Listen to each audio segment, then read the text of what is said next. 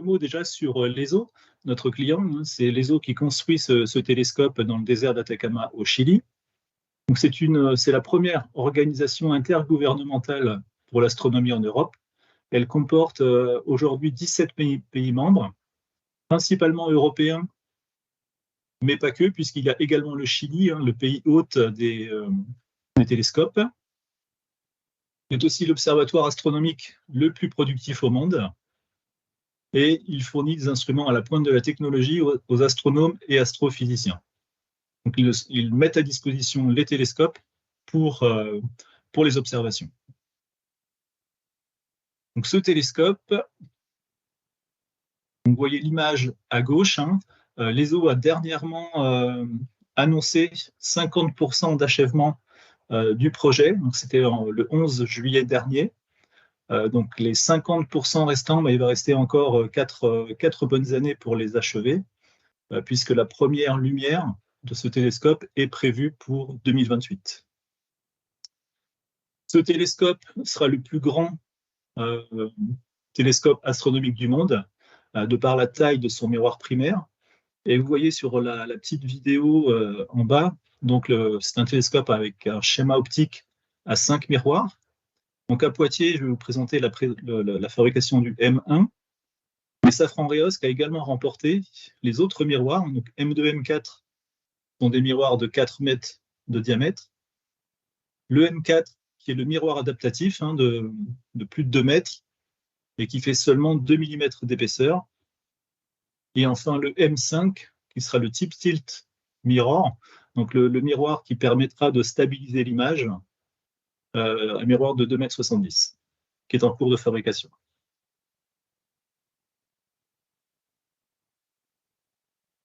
Le miroir primaire, donc M1, que nous fabriquons à Poitiers, donc c'est 39 mètres de diamètre, constitué donc en nid d'abeille de segments hexagonaux, donc au nombre de 798 pour le nombre de segments qui constituent le miroir, plus 133 rechanges. Donc au total, on monte une usine à Poitiers pour fabriquer les 931 segments hexagonaux qui constitueront ce miroir. Le matériau, c'est une vitrocéramique en zéro dur, donc un matériau dont la propriété principale, c'est d'avoir un coefficient thermique de dilatation nul. Voici une image d'une production récente, donc un segment de 5 cm d'épaisseur, environ 1,55 m de diamètre, ça pèse 170 kg, et surtout la précision de polissage demandée est d'être inférieure à 15 nanomètres par rapport à sa référence. Bon, quelques éléments de comparaison. Donc, vous voyez en bas à droite le M1 de l'ELT, qui sera la plus grande surface optique jamais construite par rapport aux autres télescopes, même segmentés, qui existent, comme le Keck, le GTC. Et puis, il y a également un projet qui a été lancé par TIO, les Américains, avec la construction du 30-meter télescope. Alors, normalement, sur la montagne du Mauna Kea à Hawaï, mais c'est une affaire qui dure depuis de nombreuses années, et je ne suis pas sûr qu'ils en soient sortis encore. C'est une production de leur côté qui a été lancée au travers le monde. Ils ont plusieurs usines.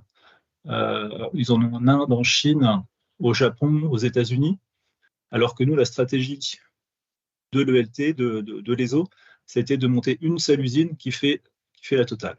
Et donc, c'est l'usine dont j'ai la responsabilité à Poitiers. Alors, cette usine, je vais vous montrer à la fin une vidéo, on fera une visite complète des installations, mais un petit retour en arrière. Donc, le contrat a été signé en 2017, et en 2017, donc on a fait beaucoup de travaux de simulation, de travaux dits 4.0, pour qu'au final, on monte une usine de zéro, dite usine du futur, avec des installations extrêmement modernes.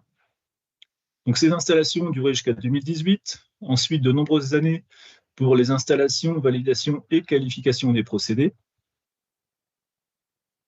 À ce stade, donc là aujourd'hui en octobre 2023, nous venons de terminer, on est aujourd'hui à 92 segments terminés. J'ai positionné la flèche juste après le 100e, mais bon, le 100e segment est tout proche, d'ici quelques jours, il sortira de l'usine de Poitiers. Donc désormais, une nouvelle étape nous attend, donc c'est la production série, puisqu'on doit désormais produire un segment par jour, jusqu'en mi-2026 environ. Donc vous voyez sur les images du haut, donc ça c'était pendant les travaux, en 2018, et puis le premier segment officiellement produit, c'était en mai 2022.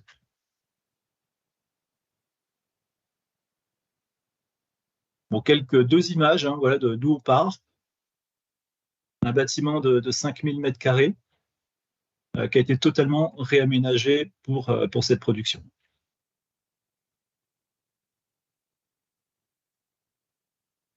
Pour produire ce miroir primaire, donc on reçoit de chez Schott, ce qu'on appelle les blancs. Donc, ce sont les disques bruts en vitrocéramique zéro dur. Ils font 1,50 m de diamètre et ils ont une surface optique sphérique d'environ 60 mètres de rayon de courbure.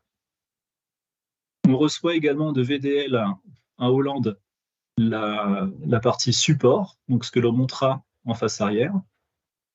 Et on achète des patins qu'on viendra coller sur la face arrière. Ces patins feront l'interface entre la pièce optique et son support qui fait l'interface avec le télescope.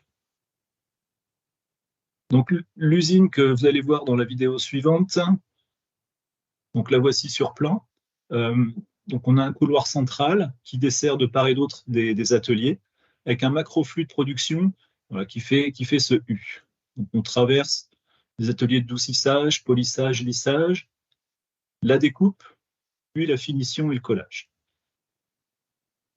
Et voilà, important, c'est que au travers ce flux, le blanc qui au départ a un défaut de forme de l'ordre de 100 microns converge petit à petit jusqu'à la fin du polissage à environ 100 nanomètres, puis à travers les procédés en finition de 100 nanomètres à environ 10 nanomètres.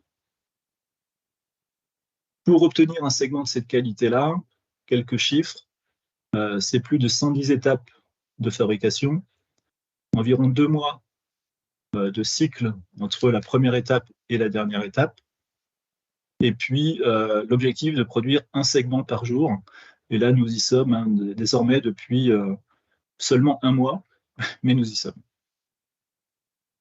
Pendant ces 110 étapes de fabrication, en fait, c'est environ plus de 500 heures de temps machine en cumul pour enlever seulement 45 centilitres de matière.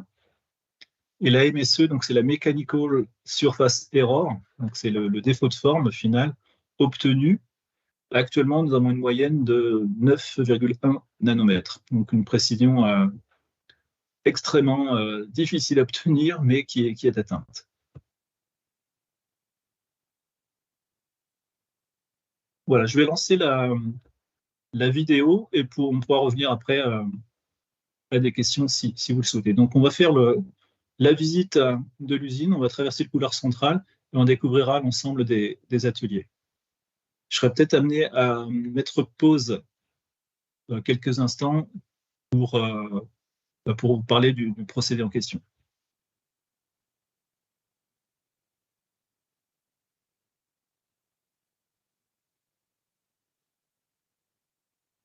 Donc voilà le couloir central dans lequel on aligne l'ensemble des segments dans le cours de production.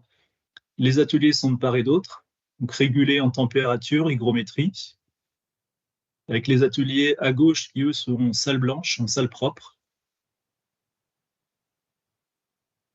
Vous voyez derrière les vitres, ce sont les ateliers salle propre. Vous voyez sur les segments, donc des patins qui ont été collés, on verra les robots par la suite. Donc là, on est dans le premier atelier de doucissage. C'est l'atelier d'ébauche. Donc, on enlève ici 90% de la matière en seulement 10% du temps. Donc différents procédés mis en œuvre qui sont tous automatisés ou robotisés. Tous ces procédés existaient chez Safran Reosc. Hop là, pardon, mauvaise manip.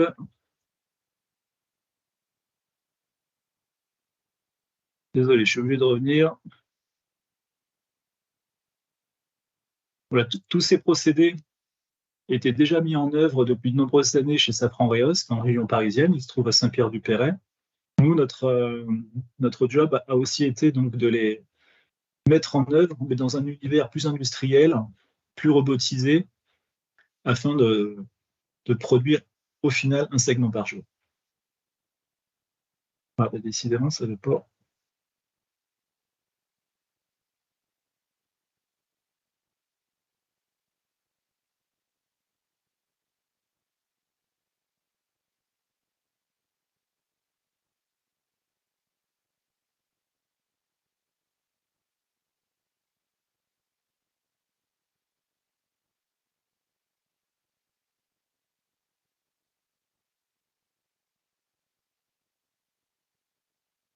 Voilà, je vais éviter de remettre la vidéo sur pause, ça a l'air de fonctionner. Voici les installations du premier atelier. On va découvrir différents procédés. Donc, l'ensemble des segments sont manutentionnés par ce type de potence, ça fait 250 kg. Et puis, la sécurité est vraiment notre objectif numéro 1. Donc, sécuriser les opérateurs. Premier procédé, le rodage pleine taille, 24 heures de run tout automatique. La sphérisation par sablage humide pendant une quinzaine d'heures. On a ensuite des robots qui vont servir pour du lissage de défauts haute fréquence générés par les procédés précédents.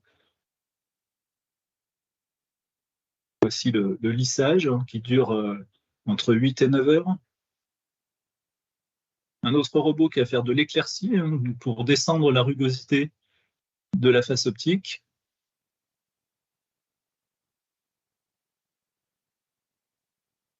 Des moyens de manutention qui sont sécurisés. Ici, on est sur le polissage. Donc, au polissage, on amène le segment à 1 micron jusqu'à 100 nanomètres.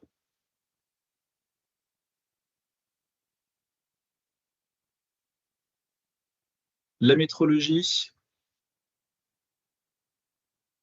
Donc, premier instrument de métrologie ici que l'on voit, donc un robot qui pilote une bonnette, un instrument optique. Donc, c'est un système d'un analyseur de front d'onde de type Shack-Hartmann qui nous permet de mesurer les défauts de haute fréquence spatiale. Donc, et le robot permet de prendre différentes sous-pupilles qui sont ensuite collées les unes aux autres pour obtenir une cartographie pleine surface.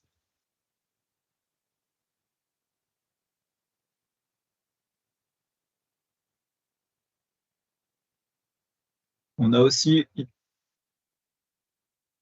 donc ici c'est un contrôle d'aspect automatique, donc une caméra linéaire qui permet de scanner la surface optique, donc à la recherche de fissures, de micro-fissures, de petits éclats qui mettraient en péril la qualité de la face optique. Tout ça couplé également avec un profilomètre pleine pupille. Donc vous voyez l'ensemble des capteurs extrêmement précis, on mesure voilà, quelques dizaines de nanomètres. Donc 72 palpeurs en mesure instantanée. Et puis donc, je mets une petite pause pour désormais expliquer ce qu'on va faire au collage. Donc on va coller une quarantaine de patins sur la face arrière. C'est un procédé spécial puisque c'est pas contrôlable a posteriori. Et puis ce collage doit tenir le temps de l'exploitation du télescope, à savoir entre 30 et 50 ans. Donc tout a été robotisé pour tout mettre sous contrôle, avec un système d'asservissement entre une caméra de contrôle qui filme en temps réel le dépôt du joint de colle et le robot supérieur que l'on voit ici, donc qui procède à l'injection.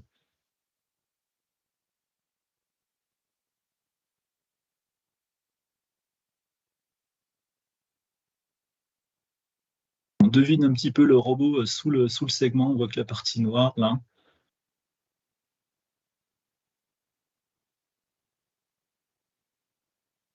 Ensuite, un petit tour par l'atelier de lissage. Alors, un mot sur le lissage. En fait, comme on a vu précédemment, le lissage permet de retirer des défauts de haute fréquence générés par les outils des machines précédentes qui convergent très bien sur la basse fréquence, sur la forme générale du segment, mais qui génèrent une signature liée à la rotation de ces outils. Donc là, le lissage, c'est des procédés qui vont durer entre 70 et 80 heures de manière totalement automatique avec ces robots.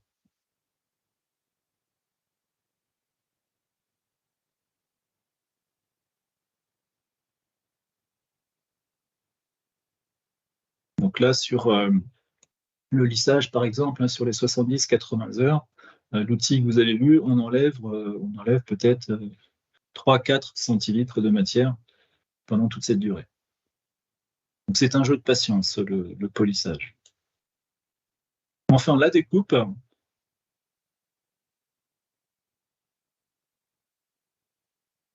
Donc la découpe, on va passer donc du segment circulaire à un segment hexagonal. Donc là, vous avez vu la scie circulaire diamantée qui nous fait cette découpe. Ensuite, c'est un procédé qui est très long, hein. Il faut plus de 30 heures pour faire un segment terminé, puisque derrière, on utilise des meules avec des grains de plus en plus fins jusqu'à polir les tranches. Et enfin, donc l'arrivée dans l'atelier de finition. Donc là, nous sommes en salle régulée en température hygrométrique comme par ailleurs, mais également régulée en propreté. Bon, c'est pour ça que vous voyez l'ensemble des salariés en combinaison, également avec des masques.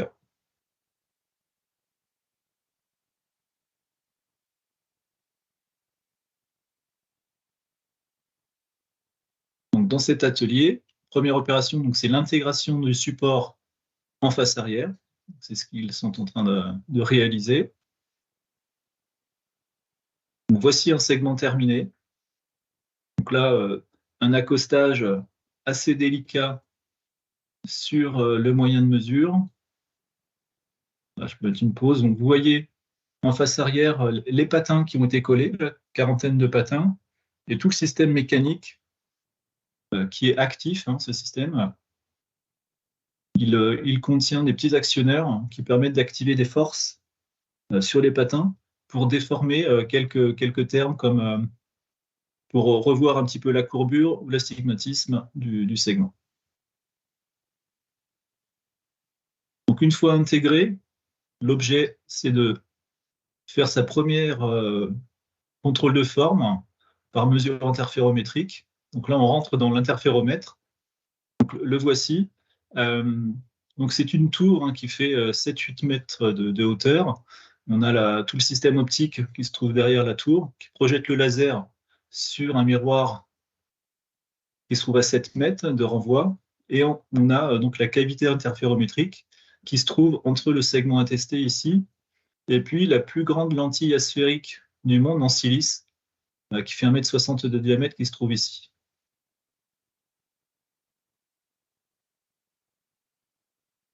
Voici une autre image. Hein, on voit la lentille en silice qui se trouve là. On voit le segment attesté par transparence. Et tout ce système a été complètement automatisé pour nous permettre de tenir la cadence attendue.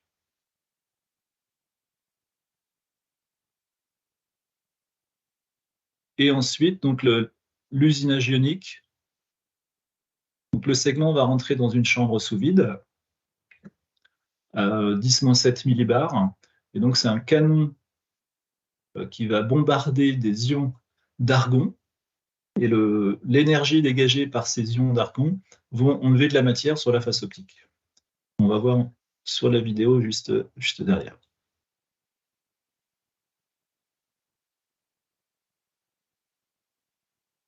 Voilà, on voit, ce qu'on voit là, la partie lumineuse, hein, c'est le canon qui projette ces ions.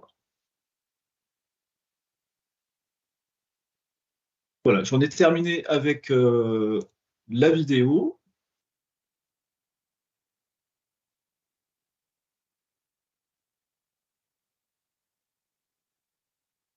Je suis de retour. Voilà, je peux répondre à vos questions si besoin.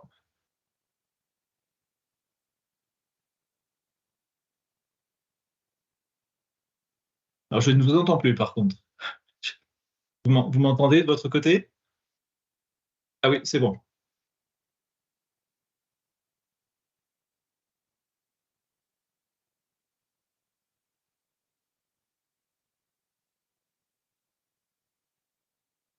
Bonjour.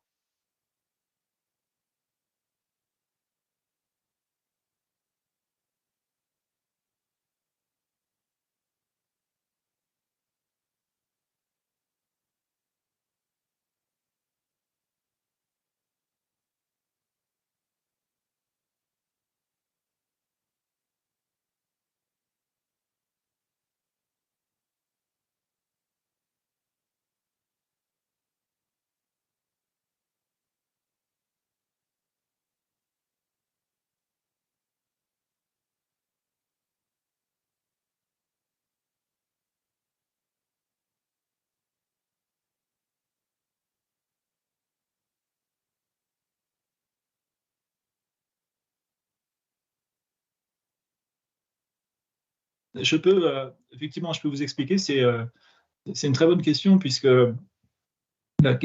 cette question nous a été, on se l'est posée nous-mêmes dès le départ. Euh, à quel moment faire la découpe? Il y a différentes stratégies et celle que nous on a adoptée, c'est de la faire effectivement à la fin. Pourquoi? Parce que tous les procédés de polissage que vous avez vus avec les outils qui viennent frotter la surface génèrent des effets de bord. Ils polissent très très bien au centre du segment. Par contre, sur les bords, ils vont générer des effets indésirables avec des rabats, des relevés sur les bords. Et donc, le fait de découper à la fin nous permet eh bien, de se séparer de tous ces effets de bord qui sont dégradés. Par contre, vous avez vu la scie circulaire, elle coupe le segment à environ 3 mm de la tolérance finale.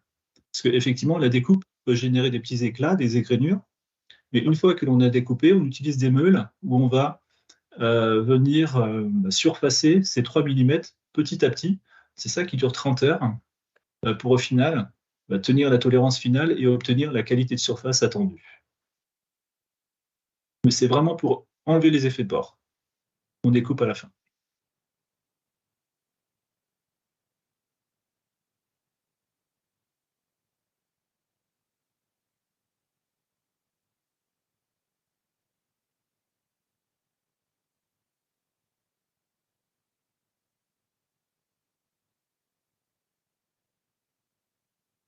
Donc, à Poitiers, donc, on fabrique les segments, on les met en caisse, on les stocke, et ensuite, c'est le client, l'ESO, qui affrète un transporteur. On n'a pas encore livré les premiers, donc c'est pour très très bientôt, j'espère d'ici un mois. Donc nous, les segments, ils sont mis en caisse dans des sachets azotés, dans une caisse amortie, et ensuite l'ESO viendra mettre ces caisses dans des containers maritimes climatisés qui vont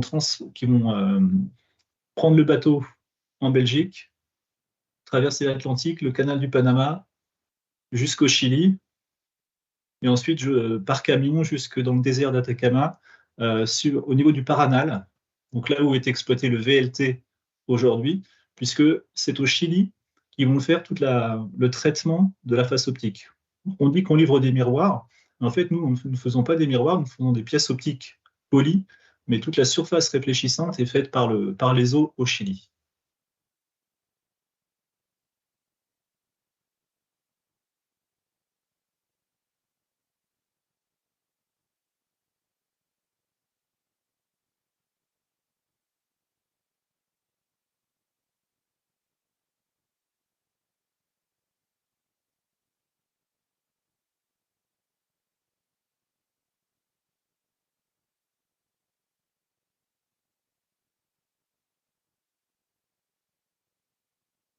Alors, c'est nous qui polissons les segments à leur forme, puisque en entrée, nous, on reçoit 3 formes différentes, mais c'est 3 formes sphériques avec 3 rayons de courbure différents.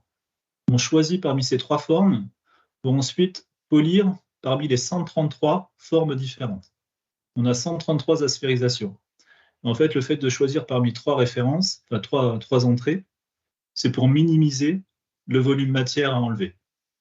La matière coûte cher à enlever, donc on prend l'optimum parmi les 3 pièces en entrée. Mais on a 133 formes différentes et c'est bien dans l'usine de Poitiers que l'on crée ces 133 formes. Alors effectivement, c'est un investissement très conséquent, hein. D'ailleurs, je peux vous donner le chiffre puisqu'il est public, hein. C'est environ 35 millions d'euros en investissement global, qui sont pleinement financés par les eaux, hein. Il n'y a pas d'investissement propre de Safran, hormis l'infrastructure de l'usine et tout le système informatique qui a été mis en place, puisqu'on est aujourd'hui dite usine du futur. Par contre, cette usine, elle est vraiment dédiée à ce miroir primaire ELT. Et à ce stade, il n'y a pas d'autres activités pour 2026 à l'issue de l'ELT. Mais je vous ai montré le télescope américain, donc le Sortimeter Telescope. Ils sont venus nous voir et nous concourons pour faire la finition de leur segment. Puisqu'ils sont en train de produire, enfin faire de tout le polissage à travers le monde, et ils recherchent une 5e usine pour faire la finition en usinage ionique. Donc, potentiellement, c'est une suite de cette usine. Merci à vous. Merci beaucoup à vous. Je vous souhaite une excellente journée.